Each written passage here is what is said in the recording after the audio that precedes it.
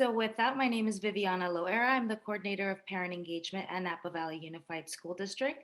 And tonight we have Christina Lawrence, one of our instructors at Browns Valley Elementary, and Kristen Nelson from NVUSD, one of our coordinators, that are going to go ahead and give this presentation. So I'll pass it over to you, ladies. And thank you so much. Thank you. Hi, everyone. I'm Christina. I teach kindergarten at Browns Valley. And I've been working with Kristen, for many, many years on all of the positive behavior systems that we have in the district, mindfulness, circles, and restorative practice, and now Toolbox, our newest. So I'm excited to present with her today to you about this new curriculum. So I'm going to go ahead and start our slideshow here, which of course has disappeared now that we started. Hang on, I'll pull it up for you. There we go. Okay. So we'll start with our welcome and introductions. We'll talk about what social emotional learning is and why it's important and why the district adopted Toolbox this year. Then I'll explain to you what it is and how to use it at home. Hopefully you'll find the information helpful for your students and your families and for yourself. I know I'm finding it very helpful in my family life as well as a teacher. So as I said before, I'm a Browns Valley kindergarten teacher. I've been teaching kindergarten since 2012, I think, at Browns Valley. I've been a mom since 2005, and I think that Toolbox has really changed how I teach, and it's also changed how I parent. Specifically, social emotional learning has changed all of that, but Toolbox has really helped as well. So Kristen Nelson is our coordinator of student wellness and support. Kristen, you want to give a little introduction and hello?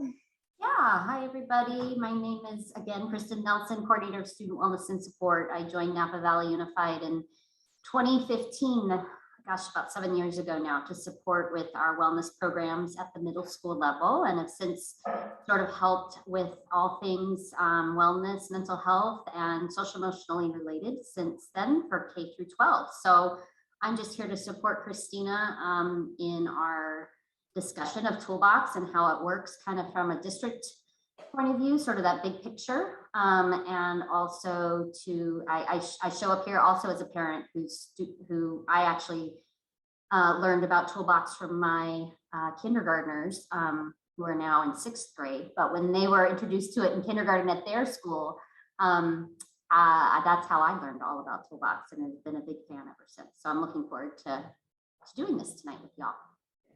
Awesome. Thanks, Kristen. And I'll be honest, this is our first year implementing the program. So I've been to two-hour trainings. I've done a lot of reading and talking and working with the program. I've taught the program. So, but this is our first year implementing it. So I'm learning along with you. I'll tell you everything I know, but I'm sure I'll be learning from everyone as the years go on and as we continue to use the program. Kindergarten is in an interesting position because we will always be teaching it new. Some students will know about it as from their siblings, but what's going to be great about Toolbox in the years to come is that they'll be accessing it every year and being exposed to it in different grade levels every year. So K through 6, by the time they're done with a 5th or 6th grade, depending on what school they go to, hopefully they'll really have the tools intrinsically ready to access whenever they need them. So kindergarten will be a little trickier. Every year we'll be starting from scratch, but we're used to that. That is both the joy and the challenge of kindergarten. So why are we devoting time to Toolbox? Why are we spending instructional minutes on social emotional learning? I'm going to let Kristen speak to that a little bit. As a teacher, though, I'd like to just say that it's very apparent, especially this year, from a lot of my experiences with my students through COVID and just worrying about health and safety. When our basic needs are not met and we don't feel happy and safe and calm and our emotions are turbulent, we can't access higher level learning. We can't access the higher functioning in our brain. And I think that's been true for both students and teachers this year, and parents and families and everyone. And so Toolbox really could not have come at a better time, because it's helping us understand that we have the tools within us to calm our emotions, to handle the things that are going to be thrown our way, and to make sure that we are solving our problems with grace and love and kindness. So I've really appreciated Toolbox for that. And that is why I've spent so much time in my classroom teaching social emotional learning, is because the students need it in order to access the academic instruction that I'm trying to provide them. You said it all, Christina. You want to show them the next slide?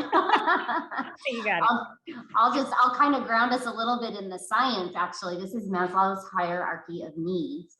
And just like Christina said, it's not just what seems to be happening or an anecdotal experience in the classroom, but we know based on research and science that unless our basic needs, as you see bottom of the pyramid, those safety needs, those psychological needs, and even those physiological needs, until those are met, it's going to be really hard for our students, and for any of us, this goes for adults too, for any of us to turn on that thinking brain and acquire new knowledge. And so just like we want to be giving students core math and literacy skills, we also want to be providing them those core social emotional learning skills as well. And that ties into with their relationships. I think we've all had kids come home upset from school about something that happened on the playground or something that happened with a friend or another student. And we see that at school when they come in from recess, the energy is always really up here and a little erratic. And a lot of the tools help us to bring that energy down, help us to focus, help us to solve whatever problem was on the playground or with a friend, and helping us with those, the tools help us with those relationships. And I think that's really important too, because the classroom is a community and a family. And when kids are having a hard time getting along, they can't focus, they can't think. So that relationship part is a big piece as well. Absolutely. Okay, social emotional in the classroom, Kristen. Yeah, so just to give you a sense of how we look at social emotional learning in VUSD, we really do, we definitely have some supportive curriculum such as Toolbox that we're going to be diving a little bit deeper into to give you an overview of, but we really do believe more in an integrated form of practice. And that's just and what we really love about Toolbox is it really is integrating it into the everyday conversations and interactions and difficult dilemmas that students and youth are facing right now. And so it's really a way for us to kind of infuse just our practice and the lessons that we're using. And Christina can talk a little bit about that later, how it shows up in just reading the story to the classroom and in some literacy work. And so ways we do that, we have ways we integrate it. We've been really launching and focusing on something called 3 signature practices. And asking staff and to model this in both their staff meetings as well as in the classrooms with students. And this is just a simple way of, starting out the time together with some kind of welcoming ritual, some kind of, way to connect and get to know each other a little bit better. And then the second signature practice is really continuing to have that engagement and touch point throughout the time that you're in that learning space together, whether that's taking a big stretch or a brain break or turning to your neighbor and having a one-on-one conversation. It's just a way to keep that engagement going. And then at the end, there's this optimistic close. And it's a way to sort of maybe reflect on the learning or the engagement that happened during that time together. So there's really simple ways to be integrating SEL like Christina said, into the everyday, into the playground, into the lessons that we do in the cafeteria during lunchtime. Our teachers are also doing circles and morning meetings and just lots of community building activities around social emotional learning all the time. So I'm just a big proponent of also pointing out the integrated nature. Like it really should just be a part of how we do everyday business in our schools. But we do have these supportive curriculums. We adopted Second Step as a district, way back in the day, probably the early 2000s. And we use that K-8, great curriculum. But this last year, we also took on the Toolbox project, which has really been really helpful and supplementary to the social emotional curriculum that we've been using. And I think Christina's going to tell us a little bit more how that works, what that looks like. Yeah, I really appreciate that Toolbox has given us a common language. Those 12 tools that I'm going to introduce you to in a few minutes, they really help us help the kids access what they learned in second step, what they learn when we talk about how to solve problems with their friends, or how to calm down, or how to work together with a friend. So the common language and being able to really help them understand what it is that they need to be working with to solve those problems has been really helpful. So Kristen, did you want to? Yeah, so just to give you an example of sort of maybe one of those welcoming rituals that kind of we use in the classroom. This is a really, I mean, who doesn't like puppies, right? This is a really nice way to sort of just start the day or start the conversation on an even playing field. But we would show, 6 pictures like this and just ask the students, which puppy describes your mood today. And so I just thought as a workshop, maybe we could, if anyone was brave enough to maybe unmute and just tell us your name and maybe which puppy you identify with today. In kindergarten, they can never pick one. I was going to say, they're so cute. I don't want to be all of them. I am A and C and T. And sometimes with our students, that may be feeling more, we can have them use numbers or do things non-verbally to show us how they're feeling. But this is also, and Christina, you can speak to this as well, just a really nice way for the teacher to get a read on the room and where students are maybe at for the day, right? It's great. I love these. They're so much fun. Oops, sorry. Did anybody want to tell us what puppy? Anybody want to share? I'm wondering what puppy. Unmute yourself. You could raise your hand and I can unmute you, whatever you'd like. All right, Kristen, I don't see anybody. That's okay. I just wanted to give them a little taste of how we might try to bring some of that into the classroom. And just a quick view as well, Christina mentioned this earlier, but these are really the competencies. When I mentioned the core sort of social emotional learning skills we're integrating into the instructional day.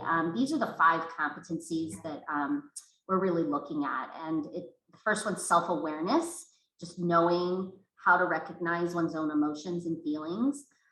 Self-management, so how do we regulate those feelings and those emotions when they come up, right? And lots of different things and emotions comes up throughout our days, even for grown-ups.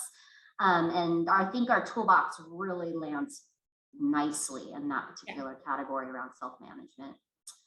But again, it also all goes to social awareness and relationship skills and how our self-awareness and our ability to regulate is affecting other people, right? And the people around us, and knowing how to relate to others. And that's a really important life skill that our students need to learn. And we also know that emotions really are important to responsible decision-making. Our students are gonna be, our youth, in order to make ethical, constructive choices about their behavior and about sort of long-term thinking, they're going to need those social emotional learning skills. So it really does, these are the 5 competencies. We really, when we look at our curriculum and we look at sort of the practices we're adopting, we want to make sure that they are promoting all of these. Perfect. Okay. So how is Toolbox helping us with all of this? Well, the message of Toolbox is that your child has the inherent capacity and ability to manage their own emotional, social, and academic success. They have everything they need inside of them. It's just up to us to teach them what those tools are and how to use them and when to use them, and make them so common and so work with them so frequently that it just becomes second nature and they begin to just use them without even thinking about it. Toolbox helps students understand they already have those tools within. The solving problems is I think a big piece for us at school. But as Kristen said, with social emotional learning, it's also becoming self-aware and empathizing with others, making sure kids are understanding that their relationship with their friends depends on how their friend behaves, but also how they behave along with their feelings. Having kids, making sure kids have the ability to solve their own problems really helps us build stronger and more peaceful classroom communities, because instead of having 24 kids coming up to me and telling me all of their problems, I can turn it on them and say, what tools are you guys using? And then they're empowered. They understand that they have the authority and the ability to then solve that problem with their friend. They don't have to come to a teacher. They don't have to go get an adult. Are there situations where they need to get an adult? Absolutely. Do they still come get us when they need help? Absolutely. We're not putting it all on them. We're giving direct instruction on how to use each tool. But then, like Kristen said, we're sprinkling it out throughout the day. It's integrated in all of the rest of the curriculum so that they're hearing it again and again and again. In our stories, we're talking about it. In our problems on the playground, we're talking about it. Whenever we're doing our reading comprehension, we're talking about it. So they're learning, they're hearing it, they're learning it, they're using it. And then we're asking them, which tool are you going to use? And so it really is empowering and allows them to figure things out on their own. And you will be amazed when I teach you some of these tools, what some of them choose. I'm always interested when I give them the choices of what tools to use. And it's always interesting to see which ones they choose. It's not always the one you would think they would. And then I mentioned before, it creates a common language for the kids, for you guys at home and the community, and for us teachers to help kids solve their problems. I had read a book called Positive Discipline by Jane Nelson, and she has something similar that was called the Wheel of Choice that I used to come up with my kids. And it's just basically a brainstorm of common solutions to problems that kids have at school, like walk away, take a breath, find another friend. We just brainstorm a whole bunch of common solutions. And I found that that we don't need that menu anymore now that we have Toolbox, because Toolbox gives them that power of, oh, I know what to do. And it is power to know what to do when you're upset, or when a friend is unkind, or when you need help. So it's been a really good curriculum so far. I'm going to give you a quick little video here on why Toolbox is important, coming from the mouths of babes. They always say it better than we do. Kristen, you'll have to let me know if my sound is working. And then I'll dive into the tools and show you how to use them at home. So when I said share the first time, I said to share sound, but I don't know if I did it the second time, and I'm hoping it saved my setting. We'll let you know if it doesn't. Okay. How do you create kind and connected human beings? Working? Let's talk a little bit about empathy. This is really important because this is balance. This is actually balancing your friends to you. It gotta be equal. It can't be just you, or it can't be just your friends. It gotta be equal. I was a little of a bully, and I'm sorry, and I can go apologize, and I can do other things as well. I can calm myself down with Toolbox. I can do a lot of things with Toolbox. Knowing how other people feel, it's magical. Sometimes when you use one of your tools, you feel more respected by your friend and feel more like that problem's over with, and now you're really good friends with them still. Something happened recently and I think about it and see if anything was my fault. I would think about that and think about some other things, then I would go back to that person and say, okay, I'm sorry about this. I didn't really realize that I did this to you. And so just let things go, because life's not that long. Someone calls you like a mean name, you can just let it go and okay, it's over. We don't need to bother about it anymore. just throw it in the trash can. It's gone. Use these tools to really express ourselves, and it helps our relationship. at 3rd grade, I feel like the Toolbox, it has opened up what I have found the treasure that I've been digging for. I'm just so different, and the difference is great.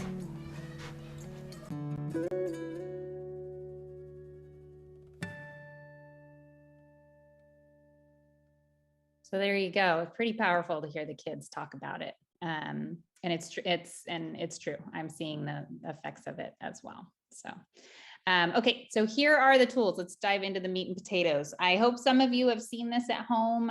Hopefully your kids have come home with some information, or you've gotten it in the newsletters from your teachers. There are 12 tools, and at this point, your child probably knows all 12. We rolled them out one every couple of weeks, and then with the vacations and Christmas break and all that, there was about I think we did our last tool, Courage, just last week.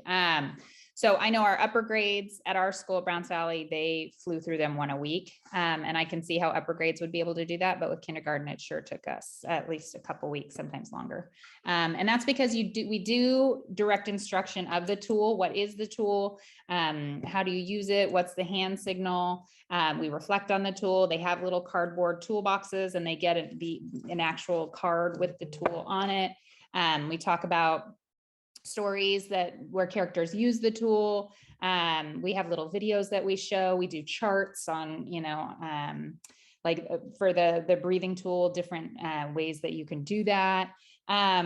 So we do offer direct instruction on each tool, but then it becomes more scattered around the day and in the stories that we end up more integrated approach, as Kristen was saying. So the first tool is the breathing tool. So if you are watching and your hands are free, you're not making dinner or something like I usually am when I have Zooms going, you can put your fingers together, and we say, and the breathing tool, we say, I calm myself and check in, and we breathe in and then out. And we do that 3 times. And so the kids know when we do this, we're asking them to use their breathing tool. It's nice because you can just look across the classroom if the kid's getting upset, and you can do that. In my class, we put our hand on our heart and on our belly so that we can really feel that deep breath. There's a lot of ways that we teach this particular tool because it's important that they get the deep breath, the belly breath, we call it. Sometimes we have them lay down and put like a book or something on their tummy so they can actually see it moving, because the short, shallow breaths actually don't calm you down. They create more energy. So it's important that the big, deep inhale through your nose, holding it, and then exhaling is what they're doing. And this tool is the number one tool. All the tools build on each other. You have to teach them in order. And the breathing tool is how we teach the kids that you can't solve any problems. You're not ready to forgive. You're not ready to do any of the other tools until you are calm. And so when you're angry and frustrated, we have videos that show how their brain is a glitter in a jar. And when they're angry and upset, it's all over the place. And the breathing is what settles the glitter and helps move their thinking from that emotional piece up to where they're actually thinking and solving problems. Christina, if I may interrupt, we have this Norma Ortiz that has her hand up with a question. Norma, feel free to unmute yourself and ask away. Thank you. I was going to write in the chat to not interrupt. My apology. I was in another meeting and didn't join at the start, so I just want to get clarification if this project Toolbox kit is available all across the different grades at our district, or does it work? Would it work better at a elementary level, or is it being implemented differently perhaps because of the age groups and other levels? Thank you. It is. Yeah, great question. And we didn't mention it, but you are absolutely correct. It's K through 6 is Toolbox. So at the middle school and the high school, Kristen, you mentioned they have a different way it's more integrated, correct? The direct instruction doesn't work for them. It's definitely a more integrated approach. I mean, these tools these tools work with anyone, including grown-ups, and that's why we're going to show them to you, because we think parents can use them too at home. So it's not that it's just they really are something that is the evidence is showing most effective with our younger students, our K through 6. So that's where we've started the implementation this year. And the way that you can teach this at home is when you're getting upset or frustrated or angry or even sad. Whenever you're having strong emotions is when we tell the kids to use the breathing tool. I can calm myself and check in and just take 3 deep breaths in through their nose and out through the mouth, so that they can calm those emotions. Sorry, I had to go to my daughter to let the dog in. He's barking out. I have a couple teenagers and a toddler running around here. So if you see somebody pop in, that's why, and a dog. So I'm going to take a breath because my house is a little crazy right now. But in each, all of your kids teachers we have the essential toolbox. This is our training manual. And for each tool, they give us an imagination practice. And the imagination practice is one of my favorites because it's a mindfulness meditation, and they give us the actual verbiage, which is helpful for someone like me who doesn't always know how to guide people through meditations. But I'm just going to read it to you real quick, and I invite you to try it, because this is part of how we teach the kids the tools. So place both feet on the floor and your hands on your knees or on your desk. Sit upright with your head balanced easily, and let your eyes gaze on one spot or close them if you like. And we have a lot of kids who like to close their eyes. Place one hand on your belly and one hand over your heart, and take 3 slow, deep belly breaths. In through your nose, hold it, out through your mouth. In through your nose, out through your mouth. In through your nose, out through your mouth. Notice how easy it is to breathe deeply.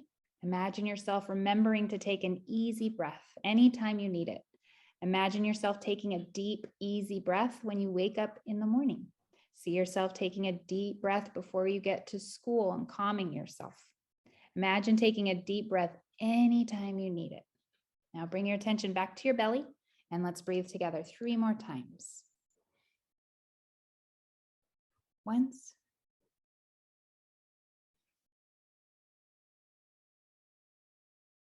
Twice.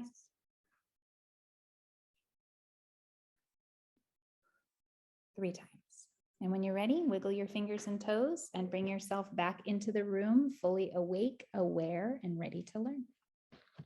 We also teach them how to do other breaths, like snake breaths, where you breathe in through your nose and then you hiss it out. Or we do bee breaths, where you buzz it out in through your nose, buzz it out. Zzz. We teach them that their finger is like flour. You smell your flour and then blow out the candle. We have all sorts of different ways. There's a million different belly breaths that you can teach them to just help them focus on the breathing and to calm their emotions so they're ready to solve the problem. So that is the breathing tool. I calm myself and check in. And that's number 1. We teach that one first and we practice every day. The second tool is the quiet, safe place tool. I remember my quiet, safe place. And you can either cross your arms over your chest and put your head down, or you can put your hands over your ears and put your head down. And having a place to go to helps you feel safe. And when you're safe, you can feel happier. It helps us physically. If we have a real quiet, safe place we can go to, which in our district, I think most teachers have at this point a peace corner. I know I do, or a quiet corner, a place in the classroom where kids can go to calm down, that has a bean bag and squishies and lavender lotion and timers and coloring and things where they can just play, fidget, calm down, feel safe. When we're teaching this tool, we're mindful that not all children have a physical, quiet, safe place at home. Some kids live in turbulent environments. And so we try to give that to them at school, make sure they have a quiet, safe place at school. We also teach them how to imagine a quiet, safe place. So when we're teaching this tool, we brainstorm all the different places that make us feel good, the beach, the forest. We do a lot of talking about outside, but we also talk about fun places that they like to go, with Disneyland or the park or my bed. And it's amazing the range of places that kids like to think about for their quiet, safe place. We often tie the tools into an art project. So this one really lends itself to drawing, creating your quiet, safe place, journaling, what it looks like. What can you smell when you're there? What do you see when you're there? How do you feel when you're there? For example, if you're at the ocean, can you hear the waves and the seagulls? Can you feel the mist of the sea, of the breeze, the sea ocean? You know, can you feel it? Can you feel the sand beneath your toes? Can you feel the warmth of the breeze?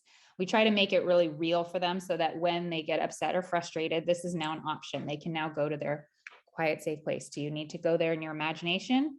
Or in our classrooms, do you need to physically go to the Peace Corner and think about one of those places that makes you feel calm?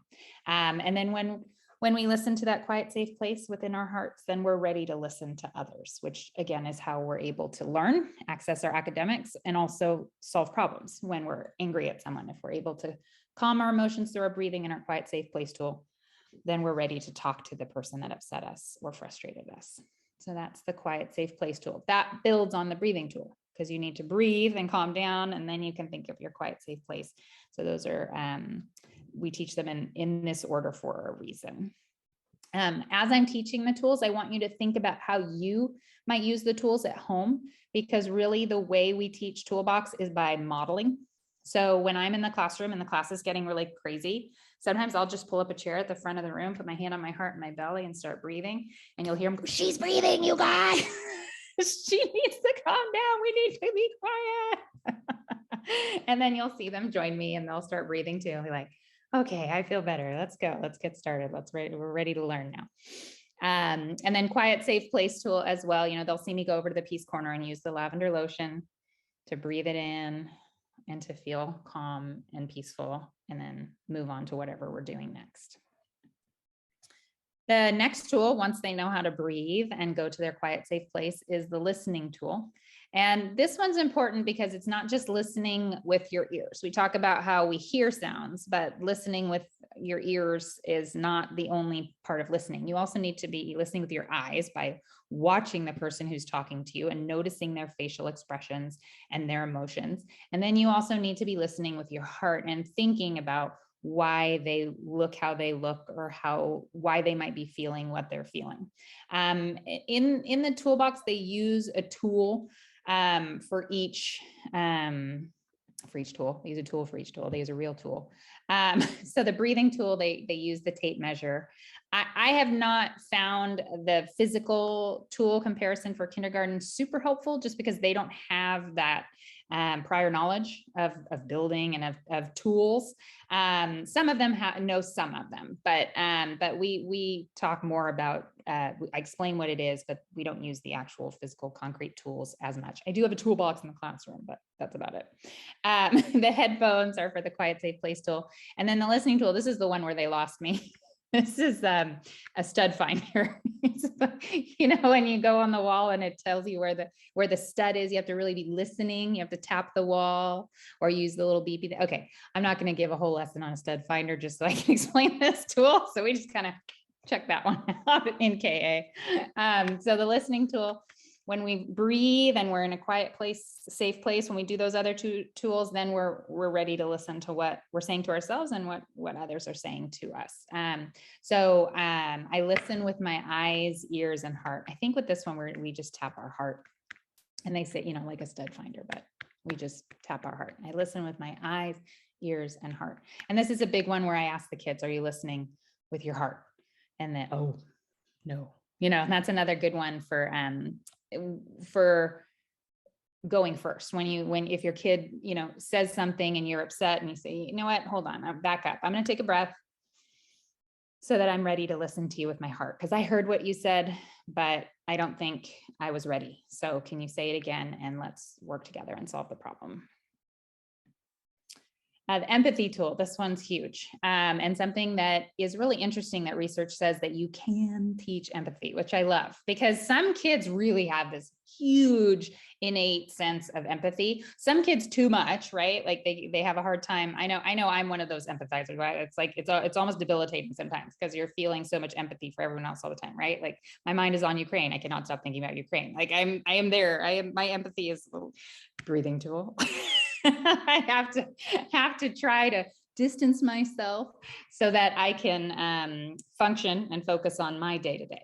But I know there's kids who are like that. And then there's other kids who are not, who are very me-centered. And I think that's, that's just who you are, and helping those me-centered kids understand that they can learn empathy, they can learn to put themselves in somebody else's shoes, and to help the kids who are super empathizers to bring that down a notch so that they're also thinking about themselves, is really a key part of this tool. So the empathy tool is a balance. It's not just caring about others, it's caring about yourself too. So, you have those kids on both ends of the spectrum, and then you have the kids in the middle. And I would say you have people on, right? Kids, and that's what's important about this tool, the toolbox, is that they're teaching us how to help kids access these tools, but as people, as human beings, we're all somewhere on the spectrum of empathy, somewhere on these different spectrums of what tools we naturally are gifted in and which ones we need to work on, but we can all learn them. So the empathy tool is, I care for myself, I care for others. And you saw the little boy in the video doing that, saying it's not just me, me, me. It's not just you. We have to balance it. And that's really important. In stories, we talk about it a lot when kids are being teased or made fun of. We ask them, how do you feel when that happens to you? Well, you don't like it. Okay, well, let's use your empathy tool then and think about why you would be causing that pain to somebody else. Okay, so we talk a lot of, it's a lot easier to talk about during a story, and I highly recommend that you discuss these tools during your bedtime stories when you're reading to your kids, and ask what tool did they use there, or what tool should they have used there, because it's a lot easier to access the tools when you're talking about somebody else than it is when you're in the moment and emotional, and they're talking about themselves, and you're trying to correct something that they did. So the best is when it's stories and literature, and then you can say, oh, is that a time when you could have used the empathy tool? And you can work on it there. I care for myself, I care for others. That's our empathy tool, and the balance is the actual tool that they use for that one. But as you know, solving problems, it's really important to understand how other people are feeling and why they're upset with you. And so being able to walk in someone else's shoes is something we talk about and work on all the time. That's a really, really powerful one. Personal space tool is a big one in kindergarten. We really work on this one. This is, I have a right to my space and you have a right to yours. So just putting your palms out and moving them around so that you have this imaginary boundary around you. So this is teaching kids that in order to feel safe and happy at school, we need to know that our bodies are not going to be touched by anyone unless we allow it or we want them to. And I think that's really important for all ages, for people to understand and accept that we have personal space, that it is our right.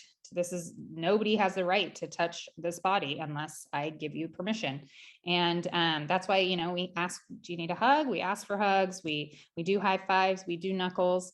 But when we're talking to kids about, pushing and shoving and kicking and hitting, we would just remind them, are you respecting personal space right now? Would you feel safe at school if somebody was hurting you? No. Okay. We all deserve to feel safe and happy at school. So let's make sure we're using our personal space tool.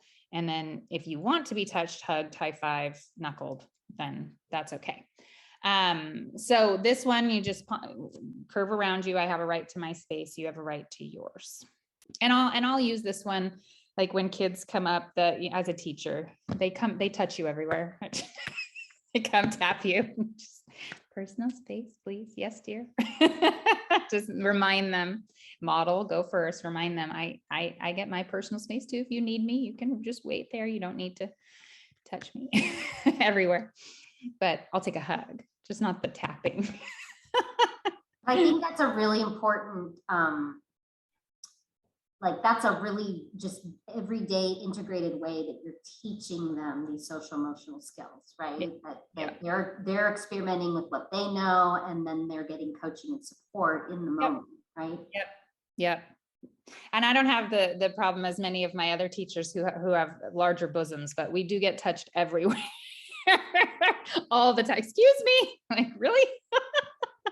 Personal space, please. Another joy of kindergarten. The next one is using our words tool. So this is where we go after we've learned how to breathe. We've learned how to use our quiet, safe place. We have empathy. We've listened with our hearts. We have our safe space. So we're feeling happy and we're safe. And now we can use, and we just use a pencil, like writing in the air for this one. I use the right words in the right way at the right time for the right reason. And this is really probably the most common tool, right? You ask a kiddo, Billy's hitting me. Oh, okay. Which tools did you use? I told him to stop. Okay. You used your words tool. It didn't work. What else could we try? Right. So, and we talk about how you use your words tool, right? So like are you going, stop, stop, stop? Okay. That's maybe using the right word, but not in the right way. We have masks. It's hard to see how people are feeling. Do you, we coach them. Do you have your angry eyes? Do you have your angry eyebrows? Do you have your angry voice? Stop. Did you tell them in a firm voice? Not stop, stop. Did you tell them, stop?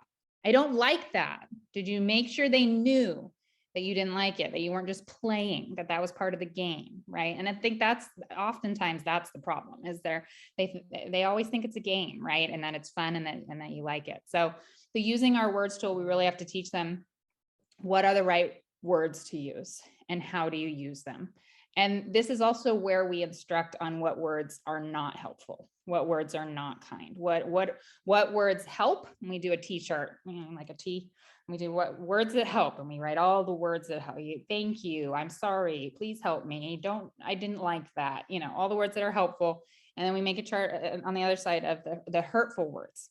Shut up. You're stupid. I don't like you. I'm not your friend anymore. That's a big one. I'm not your friend anymore. Say, no, we don't end friendships. We just have problems to solve to fix friendships, right? And that's part of the toolbox, is that we're not ending friendships here. we just have to try again. We're a family. You can't get rid of him. So we work on that. But these are just different ways that we teach the using our words tool. But if you were reading a bedtime story to your kiddo and somebody did a really good job of using their words or not using their words, you could use that as your example when you're teaching that tool at home. And again, model, go first, use your words. Excuse me, when you interrupted me when I was on the phone, it was upsetting to me. I didn't like it because I was trying to talk to that person. They were telling me something really important. And when you kept tapping me and telling me and interrupting me, it really made it hard to hear that person. I didn't like that. You say, I'm trying to use my words tool. I'd like for you to understand how you made me feel. You have to practice and go first so that they understand how to use it themselves. This is equally important. I'll just throw this out there too. I think equally important is when you do see them using their words the right way. Yes. The right reason. Any of the tools, when you're seeing them use their safe place, it's also affirming and commenting on them using it as well. Yeah. Once we teach it to them, we want to reinforce that and provide that sort of sense of success and pride in remembering to use those things without prompting, right? Yes. And thank you for bringing that up. That's huge in the classroom, is saying, oh, I love how so-and-so used their personal space tool. Then they all go out. Excuse me, I need my personal space. They all want to be praised. So yes, it does work. Definitely letting them know, giving them the affirmation that you used it and you used it right. And it worked. I had a kiddo come up to me on the playground today and say, the boy in the gray jacket, he's pushing me. And I was like, okay, what tools did you use? Well, we used our words tool, but it didn't work. I was like, okay, well, what else could you use? And I've got my little list of 12 tools on my clipboard. And he said, well, I came to you. And I said, okay, well, tattling isn't on here, but taking time is taking time. Did you come to me because you needed some time away from that person for not being kind? And yeah. I said, well, it looks like you used your words. It didn't work. So you took time. And he says, but none of it worked. And I said, well, where is he? And he said, I don't know. And I said, I think it worked. He's not pushing you anymore. You did it. Like there you go, you know? And I think that that's part of it is them understanding, like, they did it. They solved it. Like the problem went away. They don't have to go tell a teacher that it happened if they feel that they solved it. Now, if it's a bullying situation and it's the same kid every recess and they're consistently bothering them and not helping, well, then yeah, absolutely. You need an adult to help you intervene there and let that kid know that's not okay. But if it's just a random one-off, he pushed me and you used your words and you walked away, you did it. That was perfect. So I let him know, like, that, awesome. And then of course, you know, I'm on yard duty for the next 10 minutes. So I kept an eye and make sure it didn't happen again. And it didn't. It worked. He did a great job. This is a big one. And they use this one so often. And I wish I could use this one better. I'm working on it. This is the garbage can tool. You put your arm on your hip, you make a garbage can and you throw it away. I let the little things go. So this one is incredibly powerful in your household, especially if you have siblings. And she took this, and well, he did this, and well, you don't have to care. It's up to you if you want to care. This garbage can tool lets us not let unkind words or unkind acts into our personal space. So I like to use the metaphor of, like, when I'm driving and if someone cuts you off, like, what are you going to do about it? Nothing. You're not going to, like, chase them down and yell at them, right? Like, somebody cuts you off, it's rude, it upsets you, but you're going to take a breath, right? And then you're going to throw it away. You're not going to do anything about it because it's just going to make it worse. So we talk about, what does that look like on the playground? Like the kid, the one off where he just pushed you and then walked away. Okay. Are you going to let that fester? Are you going to let that worry you? Is that a big deal? Or can you just throw it away? It solves so many problems for these kids to have the power to not let other kids' unkind actions and words affect them. And this was a great one. I've had students in tears, you know, in line come in, oh, it's Lawrence, and he said my jacket was weird or whatever. And I said, oh man, that must have really hurt your feelings. What tool are you going to use to solve that problem? Do you want to use your words and tell him? No, I'm throwing it away. And then, like, boom, his tears like disappeared and he just walked. Like, he felt so good that he didn't even have to tell this kid that he hurt his feelings. He was just going to throw it away and not even worry about it. When we teach this tool, we have to be really careful to let them know that some problems can't be thrown away, right? Sometimes it's not a trash can tool. Sometimes we wish it was and we try, and then it kind of like comes out of the garbage and infests us and we can't stop thinking about it. Then if we're thinking about it and we truly have not thrown it away, then we need to pick another tool. Maybe the using our words or taking time tool. But the garbage can tool can be very powerful and very effective for all of those little arguments and little things that kids do to each other, that just to annoy each other, just to be annoying. Sometimes we can just, oh, I'm throwing that one away. It works really, really well. I'll also add, I think kids are actually better at teaching adults this tool. Yeah. I've noticed, you know, we as fully developed humans can hold on to things a lot longer. Our brains are like Velcro for those really negative interactions and things that happen. And that's totally normal and natural. But I think, you know, our youth are really much more developmentally capable of letting things go. And so practicing this at that age, and it also being a reminder to those of us around them that they go to this tool so often, because it makes sense in a lot. It does. Yeah, absolutely. Yeah, and it empowers them and takes the power away from the kid who's trying to frustrate or annoy, or even the kid who unintentionally hurt their feelings or did something they didn't like, right? Like, just throw it away. The taking time tool, this is not time out. This is not, the good thing about that I like about Toolbox is that they're not consequences, they're choices, and they're ways to solve problems, not to punish. And often timeout is used as a punishment. So that's why they call it taking time in and time away. They don't want kids to think that they're being punished. We give them the power to put themselves in a time in or a time away. And the way we do that, we tap our imaginary wristwatch, which none of them have, but I still do.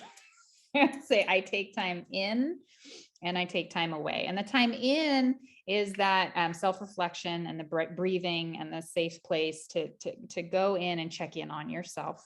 And the time away, I use that with kids who are having a consistent problem with someone with like personal space, or they're using their words and it's not working. I tell them, maybe you need to take some time away. Maybe you need to go play with people who are making you feel good. And then you can try that friend again at lunch or tomorrow. But taking time in is checking in on yourself and seeing how you feel. And then the time away is, do you need time away from everyone? Do you need to go in the peace corner? Do you need time away from someone? Do you need to take some space? And this is the one where I give them a little leeway to take time away near a yard duty or near a teacher. Do you need to feel safe? Do you need to be near an adult to take time away near an adult? Because like I said, I always tell them that telling the teacher isn't on here, because most of the tattles that we get can be solved from them. But some of the problems are bigger, and sometimes kids just don't listen to other kids. And so it's being there and helping them facilitate that. So if I've got two coming up to me and it's a big problem, I'm going to still ask them which tools to use. And I'm going to say, okay, and I'm going to facilitate it. You want to use your words tool? Okay, go ahead. What are you going to say to show them how you're feeling and what they did to make you feel that way? And the other kid, wait, no, hold on. You're going to use your listening tool right now. He's going to use his words tool. Okay. And then we're going to switch, right? And it's just facilitating that and instructing them on how to use the tools effectively. That's the one where, the taking time tool, I give them a little leeway on going to an adult and getting help with that. So I let them know, if you're going to use the take time tool and they keep bothering you, take some time over near me and we'll help you solve the problem. So that one's taking time in and time away. The please and thank you tools with the key, because please and thank you are magic words for a reason. They're kind and they make other people feel good. They make us happy and they make us want to help each other. Kindness is magical. It grows exponentially. And unfortunately, so is negative energy, right? So when someone's grumpy and rude, it brings the room down and we all get kind of grumpy. So making sure that I treat others with kindness and appreciation, that's going to open doors for you. That's the magic, being kind. We have tons and tons of stories. We work on kindness all the time. We have our Be Kind buttons. We talk about how we all feel happier and safer when everyone around us is treating each other with kindness and generosity. So that's a tool we work on all year. But it's always a fun one to teach because we have so many stories on kindness and we brainstorm all the ways to be kind, and then they get all inspired and they go home and they do kind things and then they come tell you, and then they do kind things on the playground, and then it grows and it's a wonderful, wonderful tool. So that's the kindness tool, or the please and thank you tool. And always let your kids know when they do a good job of that, saying please, saying thank you, checking on you. Thank you for using your kindness tool. Thank you for saying please or saying thank you. The apology and forgiveness tool is complicated because it's so hard to forgive when you're mad. And that's what we talk about when we teach this tool, is that number one, going sorry is not an apology. And number two, it's okay. It's not forgiveness. And that's so often what we get when we as teachers orchestrate the apology and the forgiveness, right? Say you're sorry. Okay, forgive him. Nothing is solved. They're still mad at each other. So what Toolbox allows you to do is say, okay, I can see that you're mad. So you guys need to take time away. You need to use your words. You need to go to your quiet, safe place. You need to breathe. You need to do something. Pick one of your tools and go calm yourself. And we'll talk about this later, right? So the apology and forgiveness tool is once you've done one of the other tools, the breathing tool, the quiet, safe place tool, or something that's brought you back in, made you feel good again. Then it's time to use words and talk to each other and use that empathy tool and figure out what happened, what went wrong, and why somebody needs to apologize and somebody needs to forgive. This works beautifully in the classroom. You'll see two kids really upset after recess and send them to the peace corner or send them to do their breathing or wherever and calm down. And then, 20 minutes later, pick it up. What happened out there, and once they're calm, they're able to discuss it and solve the problem. So we really hammer that in with them, that it is okay to take time in. It is okay to take time away. You do need to manage your emotions before you're ready to access your higher level of thinking and solve problems. But I also let them know that we do expect them to forgive. We are a family. We are friends at school. We will listen and use that empathy tool and try to figure out why our friend did what they did. And hopefully after they use their words and we listen with our heart, we'll be able to forgive them. Without forgiveness, then we're going to be hanging on to that anger. We're going to be the ones that are unhappy. We'll be punishing ourselves, and we don't want that. So apology and forgiveness tools, the glue. I admit my mistakes and work to forgive others. We're almost there. Hang in. These are the last two that I taught in February. The patience tool. That's the ability to wait quietly. That's a tough one. We do a lot of charts on that. What do we do when we're waiting? We can count in our heads. We can sing a song. We can talk to a friend. There's lots of times to be patient, especially at school and at home, in the car. And so this is a good one, Kristen, to really praise. I see you using your patience tool. Thank you for doing that. Are you singing, or what are you doing? Why are you just sitting there so quietly? Are you doing something in there? You know, really praising them on what they're doing. This is the tool that shaves wood. I don't even remember what it's called. Clearly, I didn't teach them the tool, the real tool. But you rub your palms together, and I'm strong enough to wait. And they like that. They like that they have to be strong enough to wait. And that makes them, again, feel really empowered. And again, they learn it when we model it. So this is another one where you have to, we're going to have to be patient here. I'm going to have to take, it was a long line at the lunchroom. What should we do? Should we do some breathing? Let's do some breathing. Should we go to Disneyland in our imaginations? Let's do that. What are you on? I'm on Thunder Mountain. They love it. Okay, last one. This tool apparently did not exist in the original toolbox until and one second grader came up to the founder and she said, "Hey, I was at home last night using my tools and my brother and my dad made fun of me. And I told them that that's not okay and that these tools are helpful and that they shouldn't be teasing me. And I think that you need to make another tool that is courage, because I had to stand up to them." And that was huge. And he agreed. And so it is the 12th tool. And I just taught it last week and the kids are loving it. Because it's having that inner strength and bravery to do the right thing, even when nobody's looking, even when it's difficult, even when everyone else is messing around. So I've really been hitting this hard these last couple of weeks. Like, I see you using your courage tool. You were brave enough to do the right thing. Even though I stepped out of the room, you still kept doing your work. That was so brave. You're using your courage tool.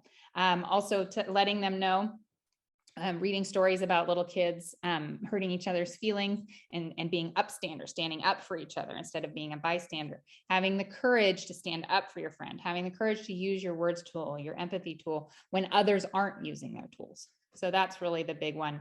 And again, I like to just put my hand on my heart for that one. I have the courage to do the right thing, which I know it's got the listening tool too. So I must have something out there, but that's what I think of with courage, is you got to have the heart. So those are the 12 tools. How do you teach them at home? Post them. We can print posters for you. At school, we see if your teacher can, we can just photocopy that, just put it on the fridge. Use those tools yourself. Go first. Use the inquiry method when they're having problems. Ask them, which tool are you going to use? Don't tell them which one to use. Ask them. When they use a tool, tell them they used it, and praise, praise, praise, like Kristen said.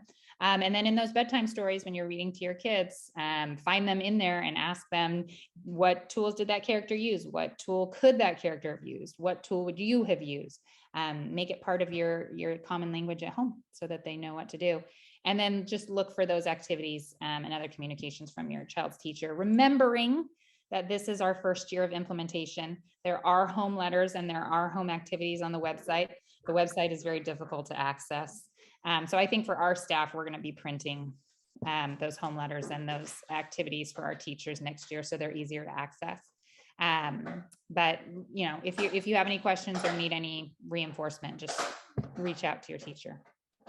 Absolutely. And I'll just reemphasize, this is how I learned about Toolbox. My kindergartners came home very proudly with their list of 12 tools and put it on our refrigerator and proceeded to teach me, right? So, I mean, that's the other thing. You can ask them, tell me what this means, which one, how does this one work? And they'll be probably more than willing to show you and talk to you about it. And then, honestly, we still at times my kids will turn to me. I said they were in 6th grade now, and after this, I'm inspired to go home and actually dig up where that thing is, where that poster is. But they still turn to me and, Mom, you need to Totally.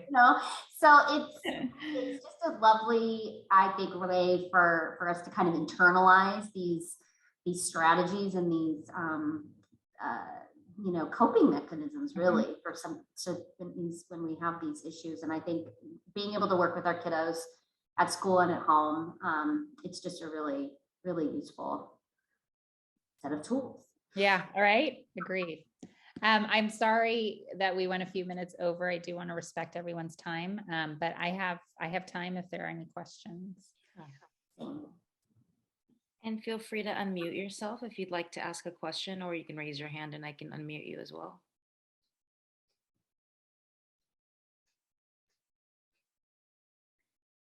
Thanks, Kelsey. Thanks for being here. Are you recognizing names? Browns My KA moms, and then Stacy's one of my KA moms from last year. Nice. Well, I don't see any hands, but I just want to thank you, Christina and Kristen. We're reinforcing the message at home when we're practicing those different tools. They're getting it at school. It comes together. It allows them to be happier, to problem solve all those pieces. And thank you for your clarity in explaining everything tonight. Thank you so much. You bet. Happy to do it. Thank you. And thank you all, parents. This will be up in the next 2 days on our YouTube channel. All of our Tuesday parent session classes are available on there. We've already had a couple. We have another one coming up next week on Tuesday at 5:30. Thank you for your time today, and I hope you have a great day tomorrow. Thank you so much. Good night, everyone. Thank you. Thank you.